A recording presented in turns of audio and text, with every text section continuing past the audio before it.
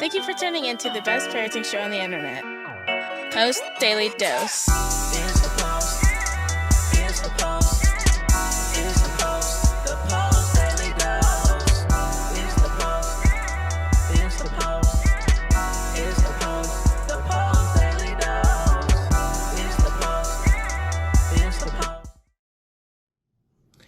Hey, what's good, Facebook family? Welcome to another episode of Post Daily Dose with me, your trusted parenting advisor, faithful guide and servant on the healing journey. What's my name? Big Papa Brian+Post. Happy freaking fabulous Friday, everyone. Freaking fabulous Friday. I hope you are ready for the weekend.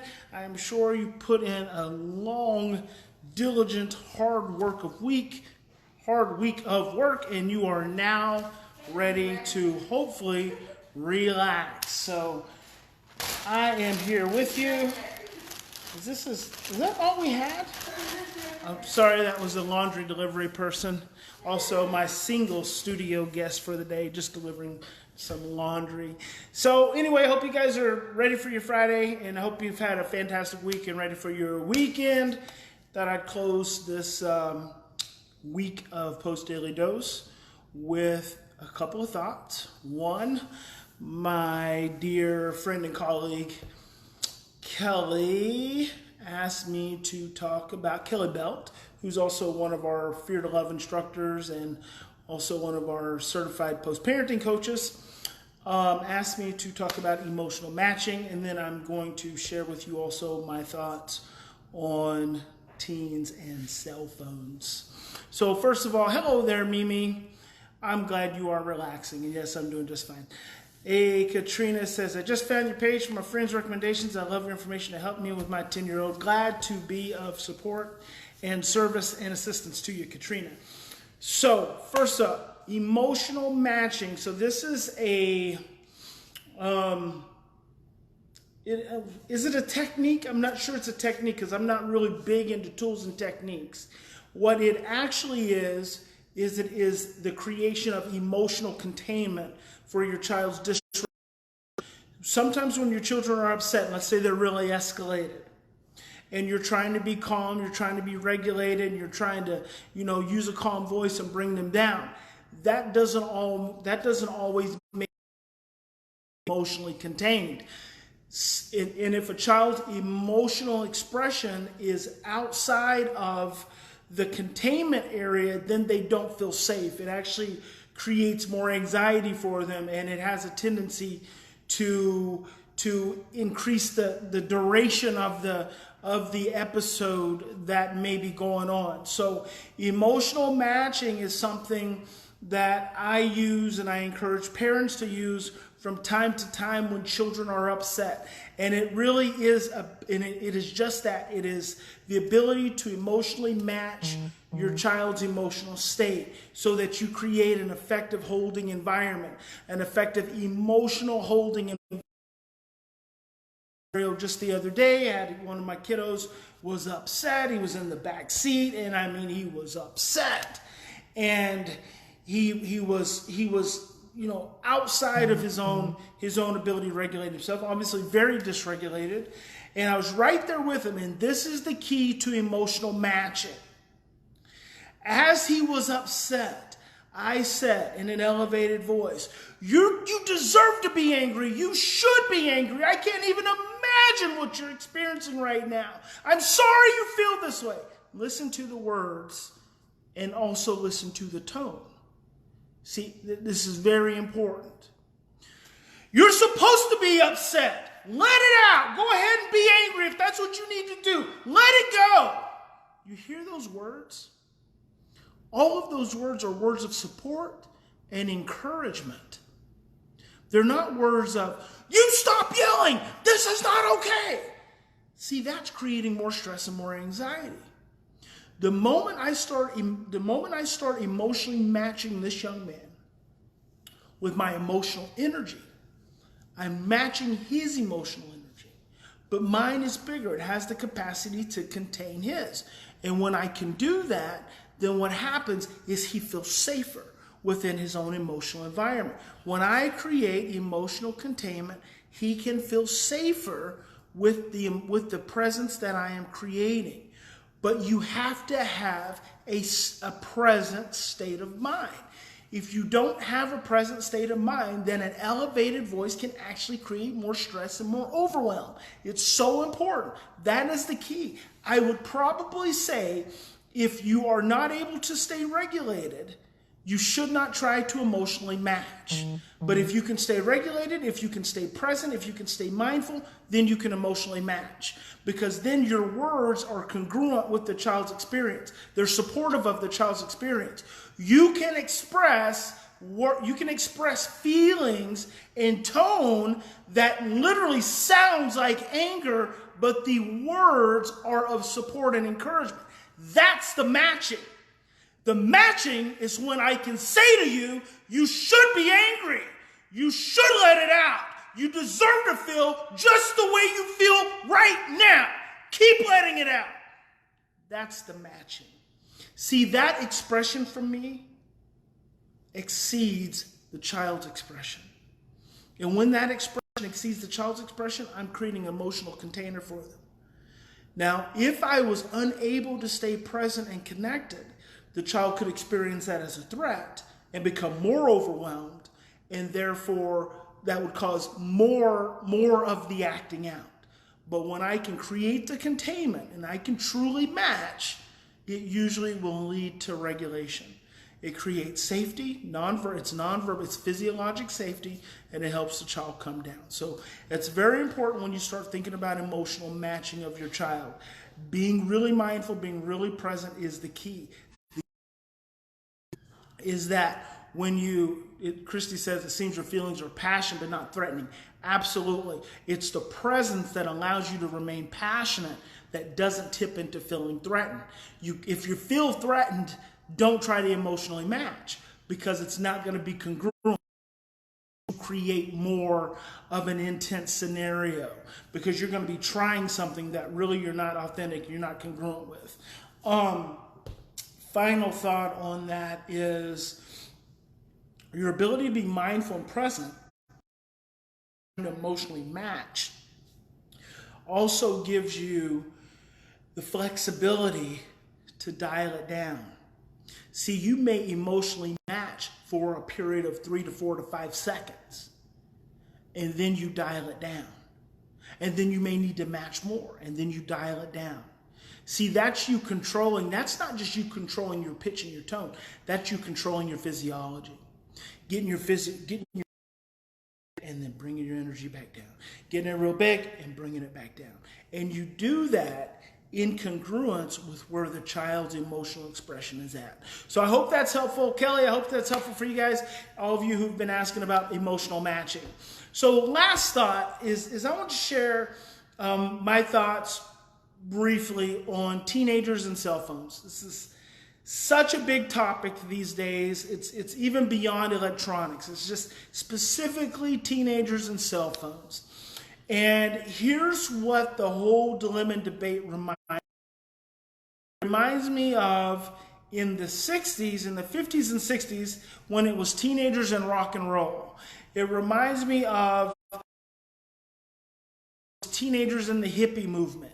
It reminds me of the 80s when it was teenagers and rock and roll. Oh, it was actually hair bands. So it was more heavy metal, more hair bands.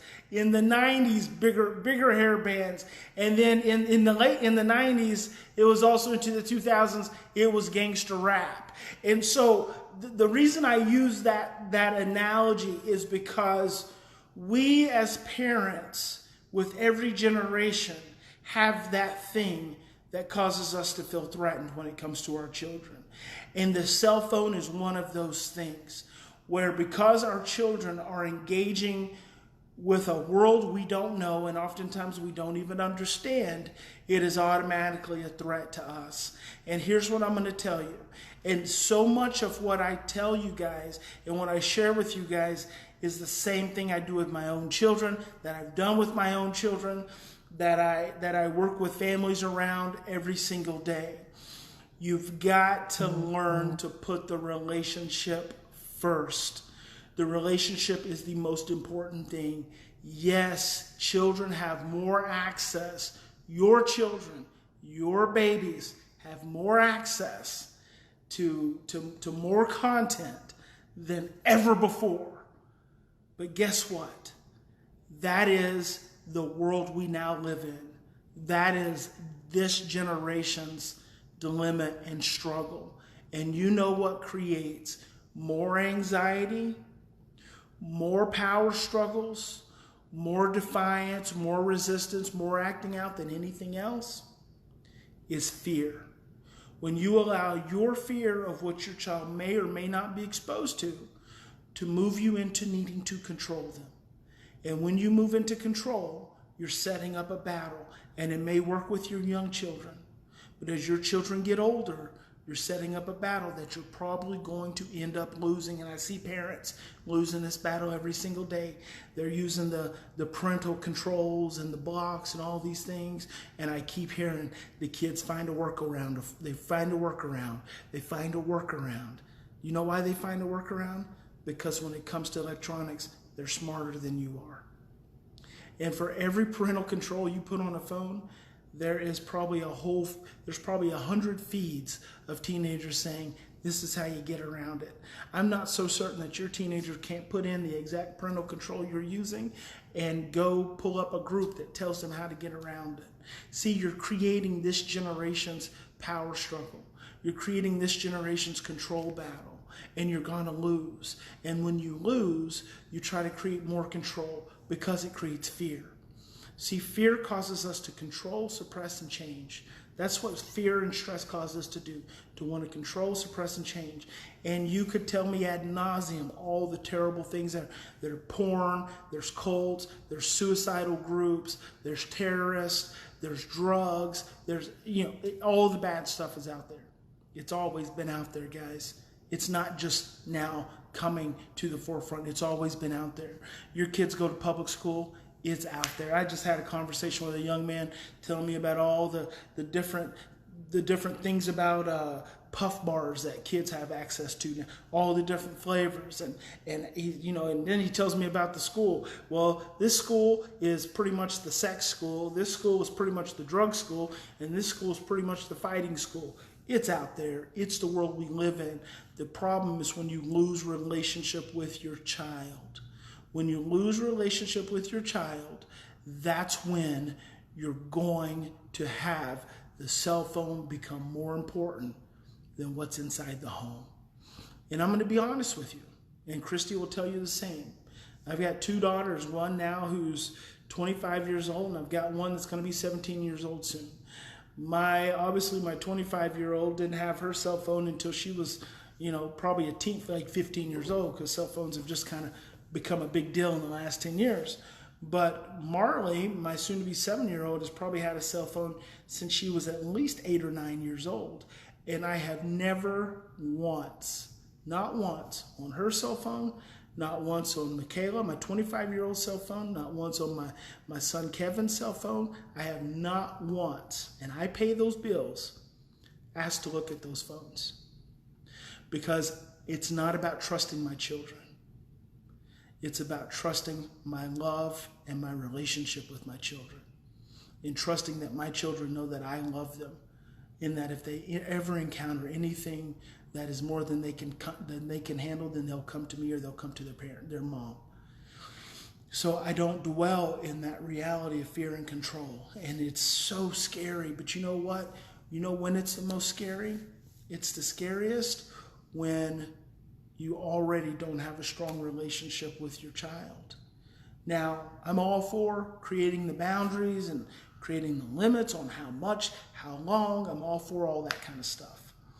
But I will tell you the same way I think about when I was a kid, when mom would say, go find something, go outside and find something to do. It's a whole different world we lived in then. I could actually go outside, stop watching TV, and go outside and find something to do because I had 5 other friends that were just right down the street who we could go ride dirt bikes and go set fires and go kill some animals and go do something else destructive. But these days that doesn't really exist. So when you pull your child off of an electronic device, don't let your pat answer be go find something to do. Plan on engaging them in something. Plan on doing something with them. And that's going to strengthen that relationship. and worry less about the content your child is on and worry more about your attachment bond and your regulation with your child. Secure attachment is the ability of two people to regulate emotions together.